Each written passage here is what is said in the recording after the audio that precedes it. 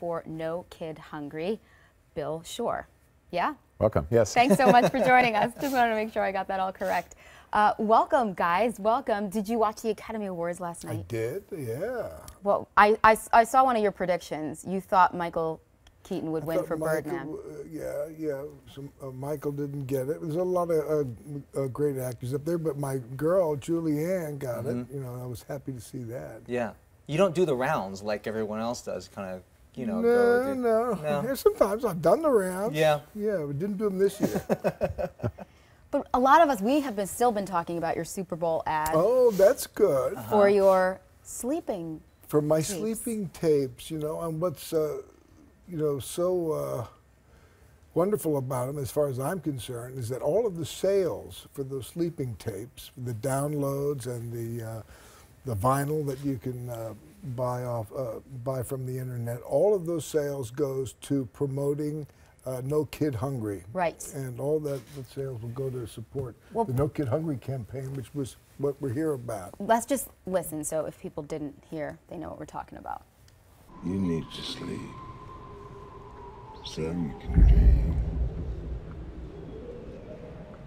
You need to sleep so you can dream, so you can wake up. So you can sleep, so you can dream, so you can wake up. Wake up, Lauren. Wake up. So You soothing. even chuckled at this a little bit. You know, there's a lot of has been written about this. I've read people say it's bizarre, strange. But there's actually science behind this, right? No. Oh. No. There's no science. No, there's My creativity. There's creativity behind it, and but they're like sort of random affirmations. I mean, did this whatever comes to no, your head? I was asked to do this spot, and it was for this website design company called Squarespace, and the main thing that intrigued me was that all the proceeds, all the sales would go to No Kid Hungry, and they said I could be as creative as I wanted, and so I said, oh, I'll work with some of my good friends and have fun, and I certainly did, and I'm glad people are enjoying it, and also supporting what No Kid Hungry's up to, ending childhood hunger. And here half in of our it's going to be Tell us spent. about No Kid Half of it's going to be spent here in California. Yeah, on our that's childhood right. hunger campaign here. Tell us about that program The here in goal of No California. Kid Hungry is simply that childhood hunger in this country is a solvable problem. That solving poverty is complex, but feeding kids are not. And we've got great programs in place, school lunch, school breakfast, that millions of kids take advantage of, but millions of kids are also left out of. So in California, there's 2 million kids who are eligible for school breakfast who aren't getting it. And our goal is to make sure those kids are enrolled in a program that's 100% federally reimbursed.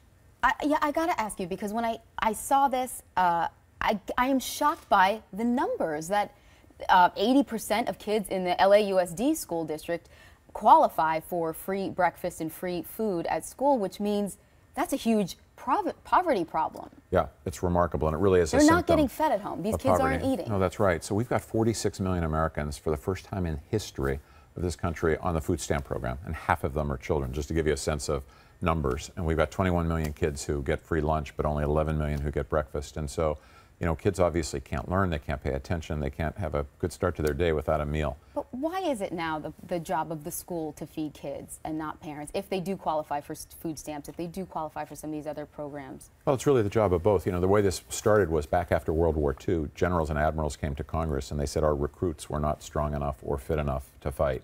So we've got to create a school nutrition program. That's really where the school lunch program came from. And then they added school breakfast a few years later. So there's lots of parents that are obviously struggling to feed their kids, and a lot of them feed them well, but in an economy that has left so many Americans behind, 45 million Americans living below the poverty line for the 3rd year in a row, families are going to need help, and kids are the most vulnerable, least responsible for the situation they're in. Does it really resonate with the kids, though? You know, when I was a little kid, a lot of Look at times I these just kids. didn't eat breakfast because it was just like, I went hungry, I didn't feel like eating breakfast at the time, and now you're providing all this food.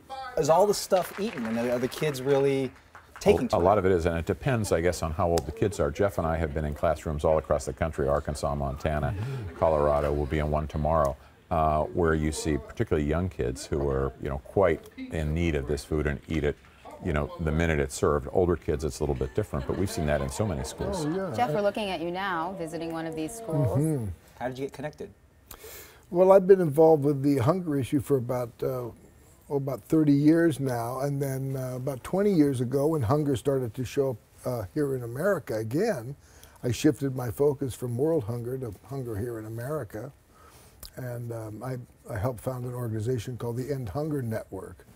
And about 5 years ago, we hooked up with Billy's organization, Share Our Strength, and their No Kid Hungry campaign, and started working with governors and going from state to state and working with the governors to make ending childhood hunger in their state a priority, and really letting them know about all this this federal money, over $1 billion, is available to the states, but if they don't have programs in place to make use of those funds, the funds go elsewhere. And that's why so many schools want to qualify for these programs and want to.